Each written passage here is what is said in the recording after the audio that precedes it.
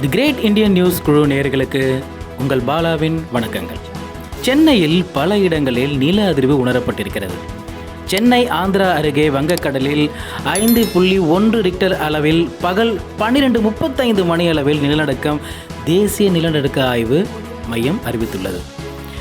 சென்னையில் பெசநகர், ஆழ்வார்பேட்டை உள்ளிட்ட சில இடங்களில் லேசான அதிர்வை மக்கள் உணர்ந்தனர்.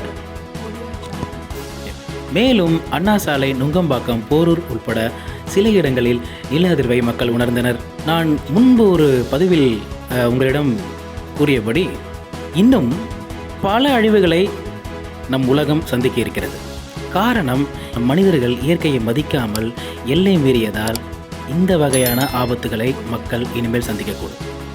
குளோபல் வார்மிங் அதாவது மரங்களை எல்லாம் அழித்ததுனாலையும், காடுகளை எல்லாம் வெட்டினதுனாலையும், குளங்கள் எல்லாம் வீடு கட்டினதுனாலையும், ஓசோன் லேயரில் ஓட்டைகள் விழுந்ததுனாலையும் நம்மளுக்கு அடிக்கக்கூடிய நேச்சுரலான வெயிலே நம்மளுக்கு அடிக்காமல் இப்போ சன்ஸ்ட்ராம் அப்படின்ற பேரில் நெருப்போட லோயஸ்ட் லெவல் டிகிரி 0 லெவல் நெருப்பை தான் நம்ம சந்திச்சிட்ருக்கோம்.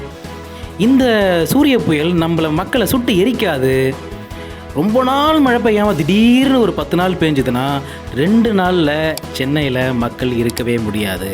மற்ற ஊர்களுக்கு ஒரு வாரம் எடுக்கும் மக்களே. ஸோ இப்போ நிலநடுக்கம் வந்தது, இன்னும் கொஞ்ச நாளில் எரிமலை வரலாம், இன்னும் கொஞ்ச நாளில் சுனாமி வரலாம். நம்ம எல்லாத்துக்கும் தயாராக தான் இருக்கணும். இது எல்லாத்துலேருந்து தப்பிக்கணும்னா மீண்டும் வெட்டின மரங்களெல்லாம் திருப்பி நடணும், அழித்த உயிரினங்களெல்லாம் திருப்பி கொண்டு வரணும். அது முடியாது. கொஞ்சம் கொஞ்சமாக அந்த ஆபத்துலேருந்து தப்பிக்க முயற்சி பண்ணுவோம் மக்களே. மீண்டும் அடுத்த செய்தியில் உங்களை சந்திக்கிறேன். நன்றி.